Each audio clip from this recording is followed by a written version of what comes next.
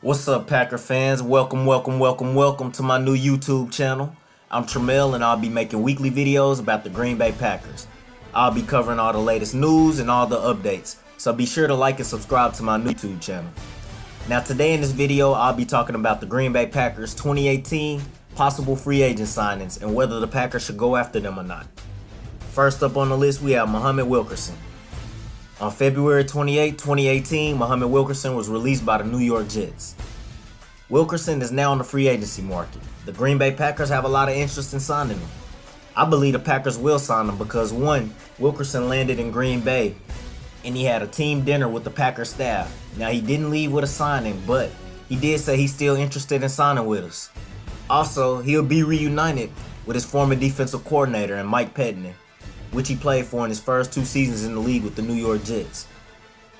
I definitely believe Wilkerson is that guy that can definitely improve our defensive line. In 2014, he was ranked number 74 on the NFL's top 100 list. And in 2015, he was ranked number 39. Now, Wilkerson is looking to get back on track after 2 straight disappointing seasons in 2016 and in 2017.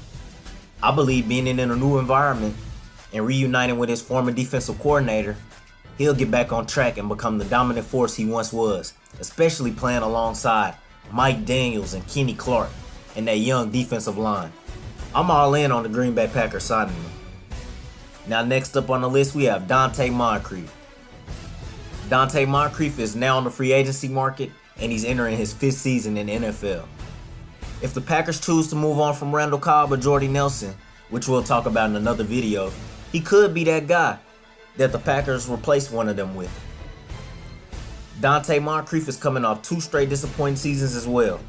In 2016, he only had 30 catches for 307 yards, but he only played in 9 games due to a shoulder injury. And in 2017, he only had 26 catches for 391 yards, and he would actually play all 16 games. Now, most of his struggles were due to quarterback play, and because Andrew Luck went on to miss the entire 2017 season with a shoulder injury. In 2015, before the struggles, he had 64 catches for 733 yards, and he was the number 3 option on the Colts offense. Now, many people believed after that season he would become an elite receiver, but that did not happen, mostly due to quarterback play and Andrew Luck missing the entire 2017 season. Now, I believe Moncrief could still become that elite receiver people thought he would be with a change of scenery. I believe if he comes to Green Bay, playing alongside Aaron Rodgers and having a decent run game, it'll help him a lot.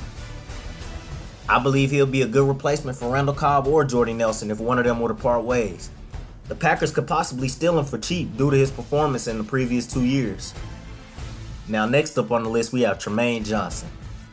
Trumaine Johnson was the Los Angeles Rams' #1 corner, but he will now hit the free agency market due to the Rams trading for Marcus Peters and Aqib Talib and the signing of Sam Shields and the franchise tag of LaMarcus Joyner.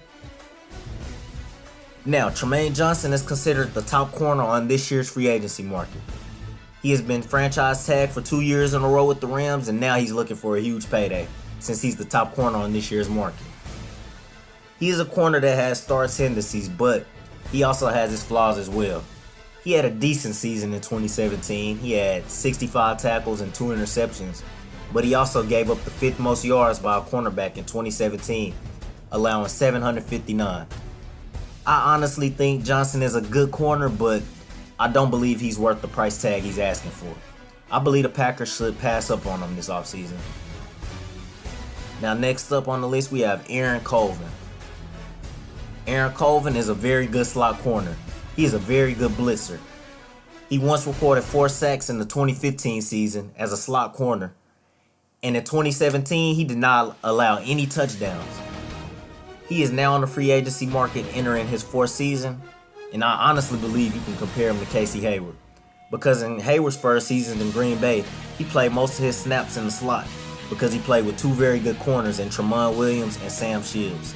And of course, Colvin played most of his snaps in the slot as well with Jacksonville because he was on the same team with the best 2 corners in the game, A.J. Bouye and Jalen Ramsey. Now he is very overlooked, especially due to playing with Ramsey and Bouye, just like Casey Hayward was when he was playing with Tramon Williams and Sam Shields. And look what Casey Hayward turned out to be. an elite outside cornerback for the Los Angeles Chargers, excuse me. The big question with Aaron Colvin is, will he come cheap? What will his asking price be? If the Packers can get him for a reasonable price, maybe around 3 years, $18 million, I'm all in for it. Now next on the list we have Tyler Eifert. Tyler Eifert is a good and very effective tight end when he's healthy. Eifert is now on the free agency market and he's entering his 6th NFL season. Now, he's never played a full season in his career and he's missed 66 career games.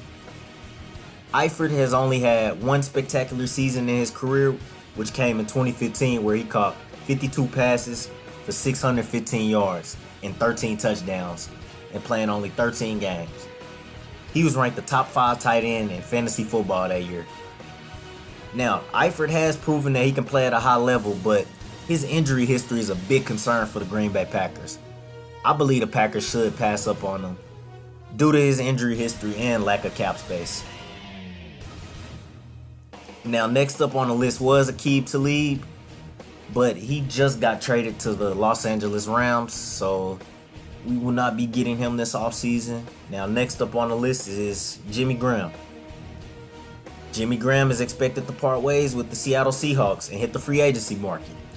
Now, the Green Bay Packers are in need of a tight end, and I believe Jimmy Graham would be a great addition to the Green Bay Packers. The only problem is, he's not going to come at a cheap price.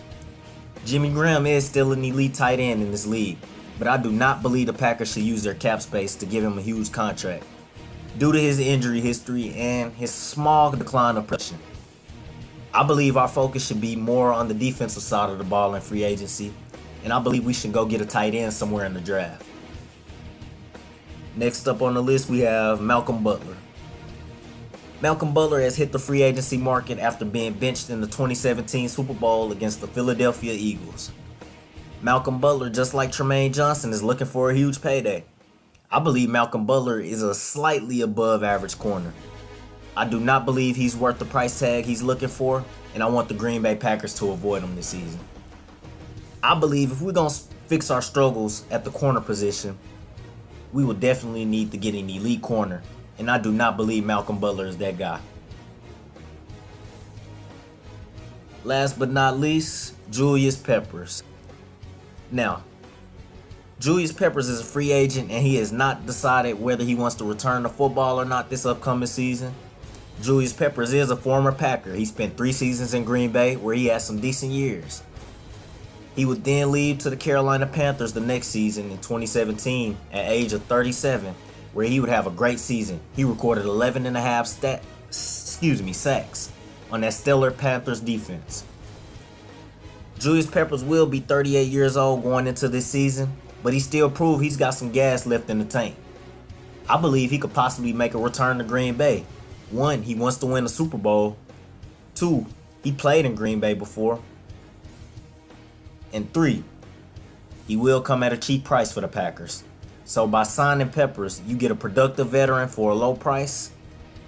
I definitely believe we should take a look at signing him. Well, that's the end of the video. I hope you guys enjoyed. Thanks for watching, and please leave a like and subscribe to my YouTube channel.